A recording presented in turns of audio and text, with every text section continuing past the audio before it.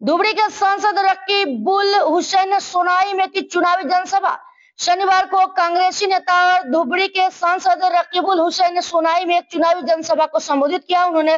लोगों से अपील की कि पंचायत चुनाव में भाजपा और निर्दलीय उम्मीदवारों को न चुनकर कांग्रेस के प्रत्याशियों को समर्थन दे। रकीबुल हुसैन ने कांग्रेस उम्मीदवारों की जीत को क्षेत्र में समुचित विकास के लिए जरूरी बताया।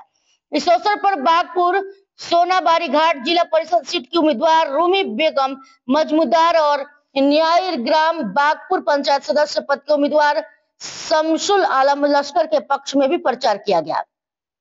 रकीबुल हुसैन ने भाजपा की आलोचना करते हुए कहा कि उन्होंने हमेशा जनता के मुद्दों से ध्यान भटकाया और अपने स्वार्थ के लिए राजनीति की। उन्होंने कांग्रेस को जनता के हित में काम करने वाली पार्टी बताया। जनसभा में कांग्रेस के कई प्रमुख नेता उपस्थित थे, जिनमें जिला कांग्रेस अध्यक्ष अभिजीत पाल, विधायक खलील उद्दीन मजमूदार और पूर्व विधायक अजीज अहमद खान शामिल थे। जनसभा के बाद रकीबुल हुसैन ने बागपुर स्थित पीर शाह सूफी मकबूल और हुसैन साहिब की मजार पर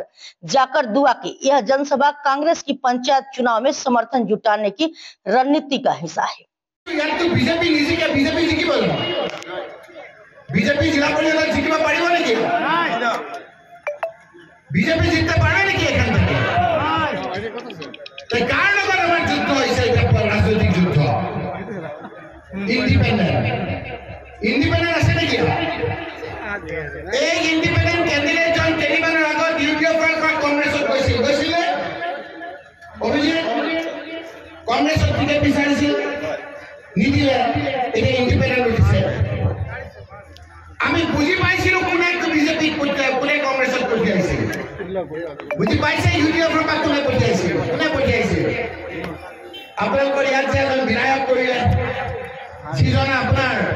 দুখ লাগে যে এইটো মাইনৰ চৌধুৰী সাহেবৰ সমষ্টি আৰু আজি আপোনালোকে চাওকচোন কোনজন বিধায়ক হৈছে নামটো কবলৈ আমাৰ অসুবিধা লাগে নালাগে কওকচোন আপোনালোকে তেওঁ ক'ত গ'ল এতিয়া নাইকিয়া হৈ গ'ল তেওঁ এতিয়া কেণ্ডিডেট নিদি ইণ্ডিপেণ্ডেণ্ট কেণ্ডিডেট দিবলৈ আহিছে ৰাইজ একটা ভোট আপোনালোকে ইণ্ডিপেণ্ডেণ্টত দি দিব মই আপোনালোকক সাহায্য কৰি অনুৰোধ কৰিছোঁ আৰু ৰাজহুৱাভাৱে কথা দিছোঁ যে ইণ্ডিপেণ্ডেণ্টত ভোট দি কোনোবাই যদি কয় যে কংগ্ৰেছত অংশগ্ৰহণ কৰিব 6 বছৰলৈকে তেওঁ কংগ্ৰেছত সোমাব দিয়া নহ'ব তেখেতক কংগ্ৰেছৰ পৰা আমি বৰ্খাস্ত কৰি দিব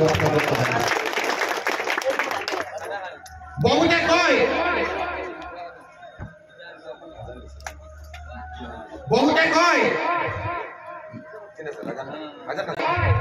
যে 2026 চনৰ আগত এইটো এটা ছেমি ফাইনেল কৈছে নহয় যে পঞ্চায়তটো semi final panchayat semi final নহয় পঞ্চায়তটো হ'ল ফাইনেল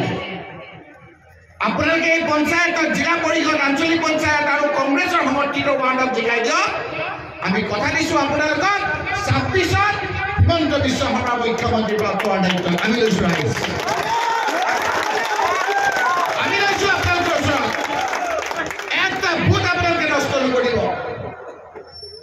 কথাবিলাক বুজিবলৈ যত্ন কৰিব যে অসমৰ এখন চৰকাৰ আছে হিমন্ত বিশ্ব শৰ্মা মুখ্যমন্ত্ৰী সাংবিধানিক একটা ব্যৱস্থা যে 5 বছৰ ৰাজ্য চৰকাৰ 5 বছৰ কেন্দ্ৰ চৰকাৰ আৰু সাংবিধানিক ব্যৱস্থা যেতিয়া ৰাজীৱ গান্ধী প্ৰধানমন্ত্ৰী আছিল কৈছিল বিভিন্ন ঠাইত গৈছিল গৈ পেলাই দেখিছিল যে গাঁওবিলাকৰ অৱস্থা বেয়া।